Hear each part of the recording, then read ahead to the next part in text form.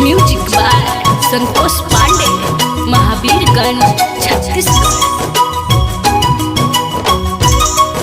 देखे भैया, एक जना के पति सीमा पर नौकरी करता है फौज के। होली के त्योहार आइल बा, पत्नी उनकर बार बार फोन करके आग्रह करत रही कि घर में साल भर के त्योहार बा जाए, लइका फैका भी उदास बड़े और वो अपन ड्यूटी निभावत रे। आवत नहीं छन बरसों बीत गई बा, का कहत रही कौन भाव में 12 महीनवा बीतल जो हते असरवा हो फगुनो बीतिका, हो फगुनो बीतिका। 12 महीनवा बीतल जो हते असरवा हो फगुनो बीतिका, हो फगुनो बीतिका। गईले सीमा पर सजनवा हो फगुनो बीतिका, गईले सीमा पर सजनवा हो फगुनो बीतिका, गईले सीमा पर सजनवा हो फगुनो बीतिका, गईले सीमा पर सजनवा हो फगुनो बीतिका, फगुनो बीतिका।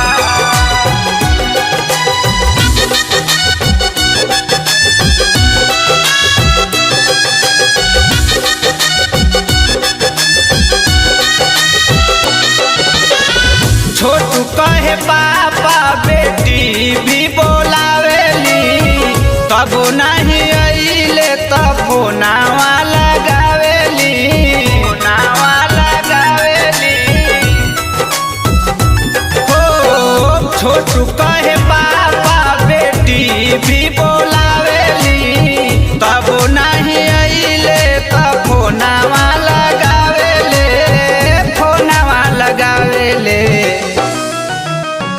पिया बिना सुना सुना लागता अंगनवा हो सजनवा बिना ना, पिया बिना सुना सुना लागता अंगनवा हो फगुनो बीतिका, हो फगुनो बीतिका। गईले सीमा पर सजनवा हो फगुनो बीतिका, गईले सीमा पर सजनवा हो फगुनो बीतिका, गईले सीमा पर सजनवा, गईले सीमा पर सजनवा हो फगुनो बीतिका।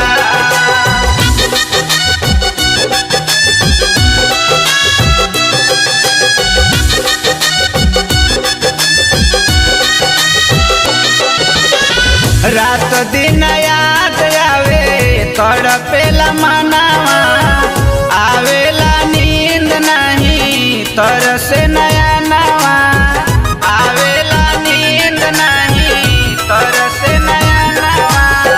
रात दिन याद आवे तड़पेला मनावा, आवेला नींद नहीं तरसे नया नवा, तरसे नया नवा।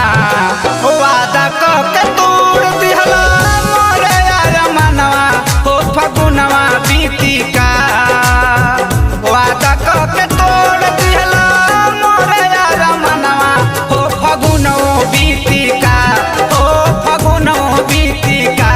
गईले सीमा पर सजनवा हो फगुनो बीतिका, गईले सीमा पर सजनवा हो फगुनो बीतिका, गईले सीमा पर सजनवा हो फगुनो बीतिका।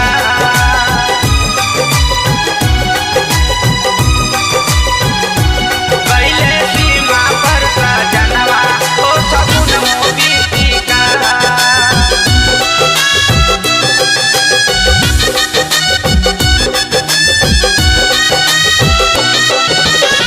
दया विकास पांडे धीरज धरावेले, देशवा से बढ़ के नहीं होली ह बतावेले,